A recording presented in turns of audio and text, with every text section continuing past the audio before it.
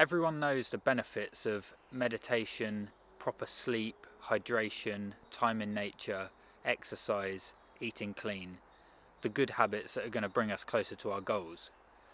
But we often still wake up, pick up the phone, scroll on social media and reach for that bad food. So in this video I'm going to give you a step-by-step guide on how to stop the bad habits and start implementing good habits. This information comes from a book called Atomic Habits by James Clear and is often considered the go-to book on the science of habit formation.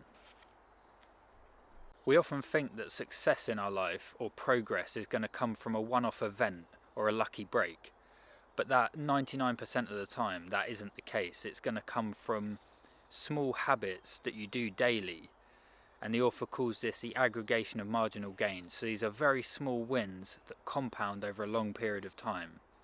And there's an Aristotle quote that I want to share that illustrates this perfectly, and this sort of shows the importance of habits and why this is the thing you need to focus on if you want success in your life. So this is the quote. "Excellence is an art won by training and habituation. We do not act rightly because we have virtue or excellence, but we rather have those because we have acted rightly. We are what we repeatedly do. Excellence, then, is not an act but a habit." So just to illustrate the point of it being a habit, not an event. If say you're in the gym and you're doing a workout, it's one single workout. If you went all in on one workout, that's not going to get you the result you're after. It's the habit of doing a workout 3 times a week or 4 times a week every week for 12 weeks at least before you see any results. You're not going to see a result from one workout. And it's the same with dieting. Eating clean for one day, being in a calorie deficit for one day isn't going to get you the result you're looking for. It's not a single event. On this day I did this thing. It's sustained habits over long periods of time. And they're almost invisible. The progress is invisible. But then you reach a compounding, like a tip over point, where you see a lot of results quickly. But you have to implement the habit and do it consistently without seeing any results. So that's the power of habits. So how does habit formation actually work? Both good and bad habits are going to follow a 4-step process, and that's going to be cue, craving, response, reward. So the cue is usually time or location. So we'll use the example of checking your phone when you wake up. You wake up at a certain time and you're in a certain location, you're in your bed, and you might also have your phone on the table next to you. So the cue is, I've woken up and I'm in bed and my phone's next to me. The craving is, I want to check to see if I've got any notifications on my phone. Or I want to scroll social media and get dopamine in that way. That's the craving. The response is you pick up your phone and check, and then the reward is you get a certain level of dopamine from checking your phone. So now that's become a habit because you've reinforced all 4 steps of the process. When I wake up in my bed with my phone next to me, I crave my phone because it's next to me, I check it, and then I get rewarded for checking it. And you'll keep doing that habit, so that's why it gets locked in. So now you know the 4 steps of habit formation. How do you use that to implement good habits? So the first thing you want to do is make it obvious. In the same way that your phone sitting on the side was obvious, you want to make the good habit obvious. So one thing I do is I will fill up 2 bottles of water and put them on my windowsill, so that as soon as I wake up, one of the first things I see is my bottles of water. So hydration becomes an obvious habit, and it's almost an inconvenience if I don't do it, because I drink the water and then take the bottles downstairs to refill them for tomorrow. So it's obvious, and if I don't do it, I've got to walk back upstairs, get the water, bring it back down. So that's making it obvious. You want to make it attractive. So you can make it attractive by telling yourself a certain story about the habit. So for example, I think a lot of people know that staying hydrated or being dehydrated can cause headaches. So I will kind of just say to myself, if I drink this, I'm not going to get a headache. Or whatever the story is. Like, for example, going for a run. A lot of people feel good, get the endorphins after going for a run. Now that's an attractive side of the habit you're going to form. So you can tell yourself, well, I'm going to feel good after doing this. And I do that with cold showers. I feel great after having a cold shower. I don't drink coffee, but I get the same sort of benefit from doing a cold shower. So although it's not the easiest habit, it's attractive to me because I know how it makes me feel. And then the third point is you want to make it easy. So like with the water example, if I had to go downstairs, pour the water into a cup or a glass and then drink it, there's a lot of resistance to just get out of bed and go downstairs anyway, because in the winter it's cold and you're comfortable in your bed. But I've made it easy by water prepping the night before and putting it on the windowsill. So yeah, make the habit easy. So say it's meditation you're trying to implement. Don't say to yourself you're going to do half an hour of meditation. You want to do a short, so say 2 minutes of meditation to make it easy for yourself. And then you want to make it satisfying. So you want to get some sort of reward from it in the same way that you get reward from the bad habits that you do. Something else you want to do is track habits.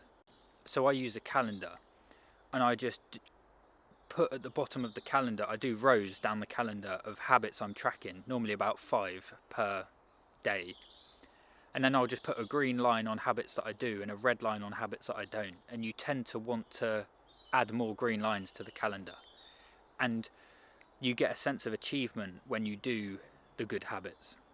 So track habits. Another way of making good habits very easy is to surround yourself by people that are doing those good habits, because that naturally makes it satisfying and easy and attractive. And another aspect of this is something called pro-social shame. If you're in a group of people that condone a certain behaviour and don't condone other behaviours, you're more likely to fit into, we're tribal by nature, so we're going to fit into what the tribe permits and doesn't. So if you're surrounded by people that drink Monster Energy and smoke, drinking Monster Energy and smoking, there's going to be no resistance to doing that. Whereas if you surround yourself by people that go to the gym and eat clean, well, when you try and crack the can of Monster while they're all eating clean, there's going to be a certain level of resistance. We're tribal and we want to fit in. So surround yourself by people that are doing the habits that you want to adopt. So pro-social shame is in a group, like a church community is a good example of this. There's certain things that the church, it's frowned upon if you do it. Like a library. Even a library instills certain levels of pro-social shame. When you walk into a library, if you're loud, people are going to look at you sideways and be like, get out. So they're shaming you for not following the rules of their community. You can be loud, but you can't be loud in the library. So that's how you want to create your friendship group or your circle, that they almost shame you for doing the bad habits. So another way to implement good habits is to change your environment. Now, the best example I can give for this is food environment. If you're trying to eat clean and your cupboards are full of unhealthy foods that aren't part of your plan, just remove them. Because willpower, in my opinion, doesn't really exist. Because you don't need willpower if the food isn't there. If you don't have bad food in your cupboards, you don't need willpower to avoid it. So change your environment. If there's anything in your environment, so with the phone example, if you leave your phone on the table beside your bed, it's the first thing you see when you wake up.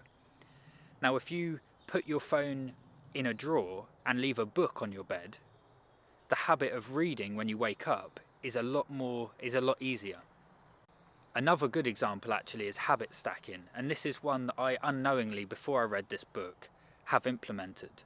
So I'm in the woods now. My dog is no longer with us anymore, sadly, but I would walk my dog every day. I did this for about 10 years. Walked my dog, well, I had 2 dogs. I walked both my dogs every day consistently for 10 years, right? So that was a habit that was ingrained. And the cue for that was the time. So at the same time every day I would walk my dog.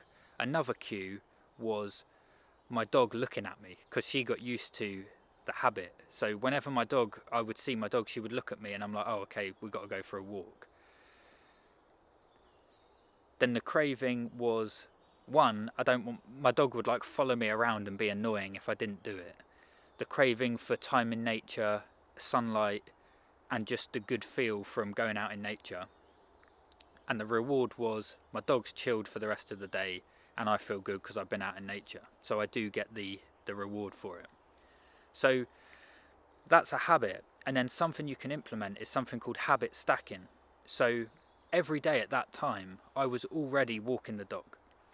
Now, Andrew Huberman talks about getting sunlight in your eyes early on.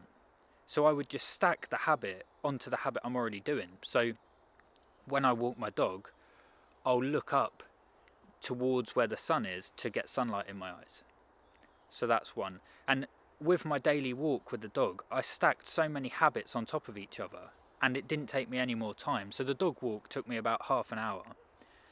So I'm walking the dog, that's habit one. Then I stack on top of that sunlight in the eyes.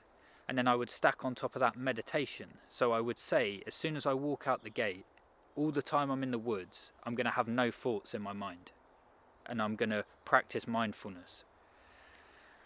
And I'm sure I did other habits on top, but that was my habit stack. Walk the dog, sunlight in the eyes, meditation.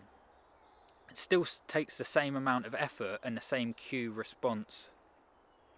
craving, response, reward, but you're stacking habits. So the formula you use for that is, when I do habit number 1, then I'll do habit number 2. And it's a lot easier to stack a habit on top of a habit you're already doing. So when I wake up, I weigh myself and hydrate. I drink my water. So I was weighing myself every day anyway. That was a habit I was used to. Then as soon as I've done that, I get the bottle of water and I drink my water, because I want to weigh myself before I drink water, because it would add weight. So yeah, habit stacking. And then the final way of making good habits easy is to do the 2-minute rule. Whatever habit you're trying to do, implement it for less than 2 minutes to start with. So if you're meditating, meditate for 2 minutes. Make it easy. If you're reading, read for 2 minutes, 10 pages. Make it easy. So how do you stop bad habits? You do the opposite of what we did for implementing good habits. So it's the inverse. For good habits, we made it obvious, attractive, easy and satisfying.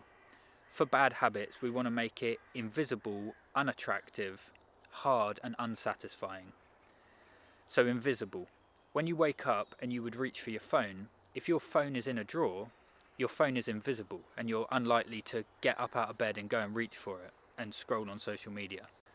Make it unattractive. So you probably know that once you scroll social media, your brain, you kind of give yourself brain fog a little bit and you're less motivated to do the next good habit. So you can tell yourself that it's unattractive to do that habit, because you build momentum from doing good habits, and the opposite is true for bad habits. Another one is, you can take dieting for example. Eating bad foods is very unattractive because you don't like the results. Your goal might be to lose weight for a holiday or for the summer or something like that. You know that habit is very unattractive. You're going to eat bad food, put on weight, and that's going to have very negative effects. So you tell yourself the story of why this habit is unattractive to me. Make it hard. So again, with the phone analogy, if the phone is on the table next to you, it's easy. If it's locked away in a drawer, not locked away, but if it's in a drawer, that's harder to get hold of. So you want to make the bad habits unsatisfying. So you know that feeling you get after you binge eat food? It doesn't feel good. It's pleasurable in the moment, and then you get that really unsatisfied feeling afterwards. You got to remember that before you do it. So you think, oh, if I do that, that's going to be really unsatisfying. Whereas eating healthy foods and eating clean often is very satisfying, because it's not giving you brain fog, it's not making you feel uneasy. So that's how you implement good habits and stop bad habits. So you need to decide which habits you want to stop and which new habits you want to add. And it's often a good idea to add the new habits in place of the old ones, because you already had the cue, craving, response, reward circuit in place for that habit. So, and you've got the time and location for that cue. So you just switch that cue for another one. So meal times is a good example. At a certain time you would eat your meal. So you're not completely changing the habit. You're still going to eat at the same meal times. You're just going to change what you eat, because you've made the good foods obvious, attractive, easy and satisfying, and you've made the bad foods invisible, unattractive, hard and unsatisfying. So in my videos moving forward, I'm going to talk about the good habits that we want to implement and contrast that against the bad habits that we want to let go of. So see you in the next one.